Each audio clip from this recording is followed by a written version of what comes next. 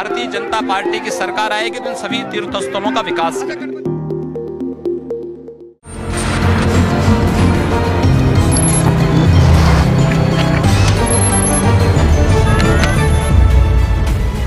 नमस्कार, आप देख रहे हैं आई इंडिया और मैं हूं पंकज सिंह गौर। शुक्रवार नैमिषारण्य के लिए खुशखबरी का दिन लेकर आया। जी हां, विश्व प्रसिद्ध धार्मिक नगरी नैमिषारण्य के लिए लंबे समय से विकास परिषद के गठन की मांग पर आखिरकार शुक्रवार को मुहर लग गई। नैमिष के संतों और तीर्थ पुरोहितों द्वारा विकास परिषद के गठन की मांग ने यूपी में योगी सरकार बनने के बाद से ही और जोर पकड़ा था। विकास परिषद गठन को लेकर मिश्रिक और नैमिषारण्य के संतों का प्रतिनिधिमंडल कई बार सीएम योगी आदित्यनाथ से मिलने लखनऊ पहुंचा था।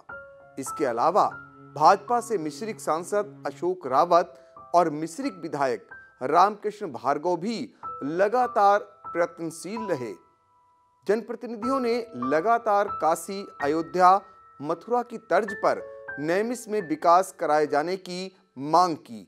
यही नहीं, नैमिषारण्य और मिश्रिक में जब जब केंद्र और प्रदेश सरकार के मंत्रियों व वरिष्ठ अधिकारियों का आगमन हुआ, उस दौरान भी संतों और तीर्थ पुरोहितों ने नैमिषारण्य धाम विकास के लिए तीर्थ विकास परिषद के गठन की मांग रखी।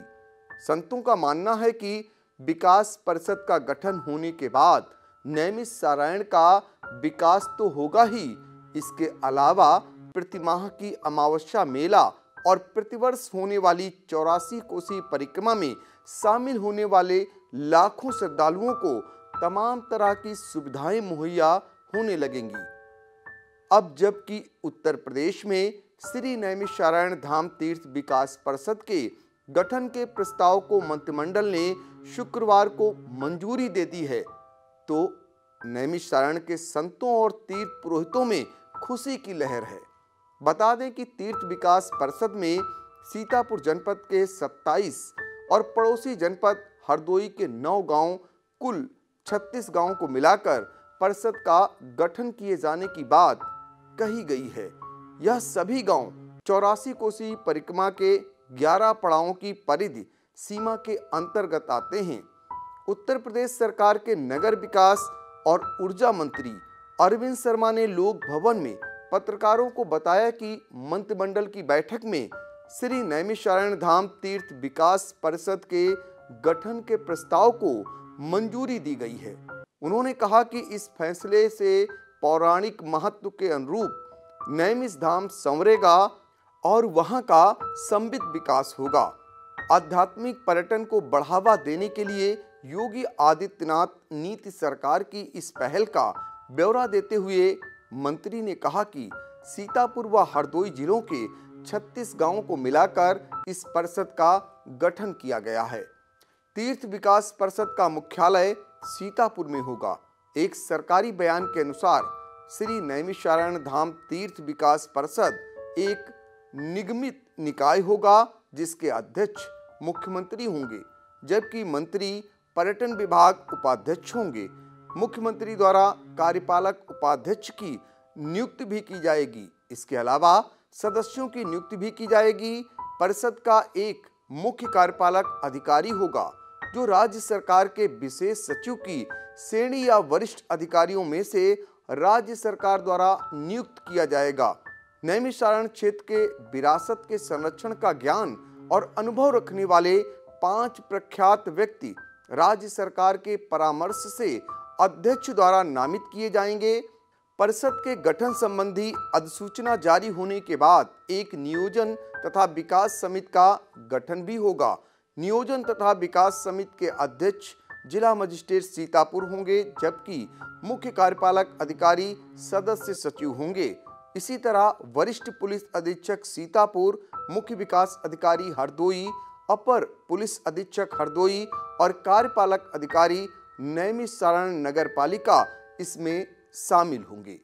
नैमिषारण्य को टूरिज्म के विकास के दृष्टिगत नैमिषारण्य धाम तीर्थ विकास परिषद के रूप में इसको परिवर्तित या नामांकित किया जा रहा है, नोटिफाई किया जा रहा है। तो ये परिषद बनने से वहाँ के सुनियोजित विकास और वहाँ की समस्त प्रकार की जो सांस्कृतिक, पारिस्थितिकी और स्थापत्य जो हमारी जो धरोहर है वहाँ की उसको परिरक्षित करने का, उसको प्रिजर्व करने का और उसको विकसित करने का एक अच्छा मार्ग बनेगा।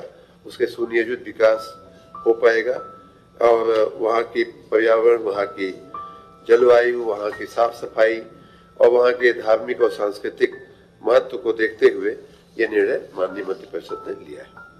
अब आइए नैमिषारण्य धाम के बारे में भी बताते हैं। राजधानी से सटे सीतापुर की धार्मिक नगरी नैमिषारण्य वह भूमि है जिसे 88,000 ऋषियों ने अपने तप से सिंचित किया है। विश्व की सबसे बड़ी धर्म संसद नैमिषारण्य में ही लगी थी।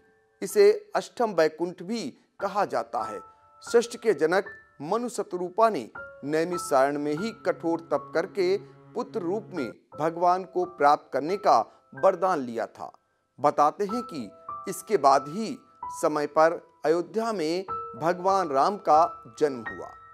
नैमिषारण्य क्षेत्र की 84 कोसी परिधि में 33 करोड़ देवी देवताओं और भूमंडल के समस्त तीर्थों का निवास है।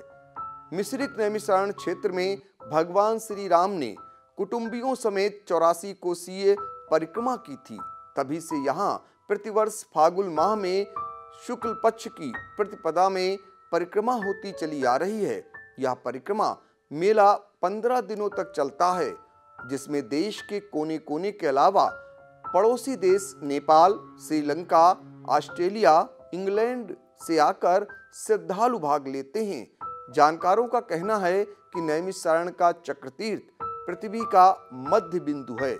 यहीं पर ब्रह्मा द्वारा छोड़ा गया चक्र गिरा था। यहाँ स्थित काशी कुंड में श्राद्ध तर्पण के बाद ही पितरों को मुक्ति मिलती है। ऐसी एक नहीं अनेक मान्यताओं को नैमिषारण्य अपने में समेटे हुए है। विश्व में नैमिषारण्य से सटा मिश्रिक नगर वह स्थान है जहां देवताओं को याचक बनकर आना पड़ा था। वनवास के समय पांडवों ने भी यहां 1 वर्ष तक ठहरकर साधना की थी। इस तपोभूमि को महर्षि दधीच की तपोभूमि भी कहा जाता है। तो आपको बता दें कि नैमिषारण्य विकास को लेकर मिश्रिक में एक जनसभा को संबोधित करने के लिए मुख्यमंत्री योगी आदित्यनाथ आए हुए थे। हालांकि उस दौरान योगी आदित्यनाथ मुख्यमंत्री नहीं थे। 2017 की बात है जब वो चुनावी जनसभा को संबोधित करने के लिए मिश्रिक पहुंचे। तो आपको बता दें वहां पर हमने नैमिषारण्य विकास को लेकर एक सवाल किया। उसका जवाब मुख्यमंत्री योगी आदित्यनाथ ने क्या दिया आप भी सुनिए। ये उस समय की बात है, लेकिन आज ये सवाल इसलिए अहम बन जाता है क्योंकि नैमिषारण्य के विकास को लेकर जब भी किसी भी दल का कोई बड़ा नेता आया, ये हमेशा सवाल उठते रहे। और उस समय जब योगी आदित्यनाथ मिश्रिक पहुंचे हुए थे, उस समय ये सवाल किया गया था और उनका जवाब सुनिए। और आज जो जवाब उन्होंने उस समय दिया था, अब विकास परिषद का कहीं न कहीं गठन होने के बाद एक उम्मीद की किरण नैमिष के विकास की जगी है। नैमिषारण्य के बारे में भारत सरकार ने पैसा दिया है। हम स्वदेश दर्शन के साथ साथ आने वाले समय भारतीय जनता पार्टी की सरकार आएगी तो इन सभी तीर्थ स्थलों का विकास करेगी। जिसकी लोकप्रियता होगी अच्छी, बसपा देगी टिकट। निकाय चुनाव को लेकर 26 नवंबर को देखें बसपा के जिलाध्यक्ष विनोद कुमार से बातचीत। ये माना जाए कि बहुजन समाज पार्टी आरक्षण के बाद जो है टिकट बांटेगी, आरक्षण का वेट हो रहा है। हाँ, आरक्षण का वेट इसलिए हो रहा है क्योंकि लोग भी सहमे हुए हैं कि आरक्षण में पता नहीं क्या हो, कहाँ से क्या हो। तो इसलिए जो है हम लोग भी बहुत ज़्यादा एक व्यक्ति को प्राथमिकता नहीं दे रहे हैं कि जो है जो आदमी एक बार एक व्यक्ति को प्राथमिकता दें, उसके बाद पता चले सीट ही ना हो वो। तो इसलिए जो है हम लोग क्या कर रहे हैं कि सबके आवेदन लिए हुए हैं और संगठन के साथ काम कर रहे हैं। अभी किसी व्यक्ति विशेष के साथ काम नहीं कर रहे, संगठन के साथ काम कर रहे हैं। संगठन जैसे ही आरक्षण आएगा तो हम लोग सब लोग मिल करके, हमारे कार्यकर्ता हैं उनकी क्या सलाह रहेगी और किसकी लोकप्रियता अच्छी है, उनमें से छांट करके उसको जो है प्राथमिकता दे करके उसको लड़ाया जाए।